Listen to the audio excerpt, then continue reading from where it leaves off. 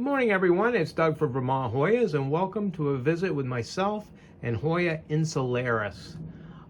This Hoya was moved to the Hoya genus last March in 2020.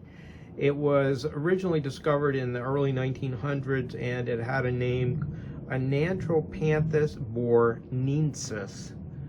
And last year they did DNA studies and more careful studies, and they moved it to the Hoya genus. It's a very unusual plant. I need to thank two different young women who were kind enough to send me small plants of this. April Mall from Unsolicited Plant Talks, who has fantastic plants. If you're ever looking for Hoyas, please check her out. And Mandy Lynn, who also sent me a nice specimen, and they gave me an opportunity to try growing this plant in a couple of different ways, one in soil and one in leca. Unfortunately, the one in soil did not make it, but the one in leca flourished. I don't know for how long, because I never have very good luck long-term growing in passive hydro or leca, but this plant right now, by keeping barely any water in the reservoir, seems to be very happy, and I'm going to continue to maintain it as long as I can. It's got a very unusual flower, very tiny, inconspicuous, doesn't look anything like a Hoya flower. I don't know if I can zoom in on that. There we go. You can see that, very unusual.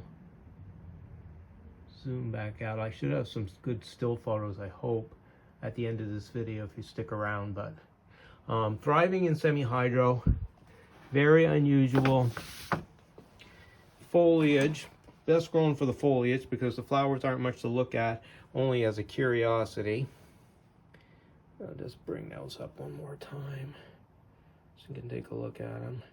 They are kind of cool, and I love unusual Hoya, so this plant was right up my alley, and I'm just so thankful that I had the opportunity to be able to grow it thanks to the two women who were kind enough to send me plants.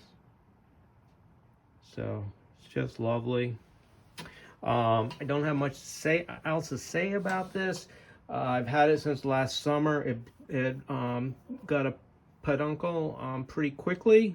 Matter of fact, it has a second peduncle that's starting to bud up, so it doesn't seem to be overly difficult to flower.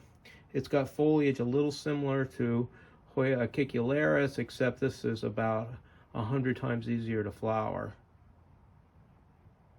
But wonderful plant, great addition to anyone's collection, especially if you're into unusual Hoyas. And that's all I've got to say about it. So thank you for taking the time once again, excuse me, to visit with myself and Hoya insularis. I'll be back really soon with more great Hoyas and Hoya growing tips. Thanks again.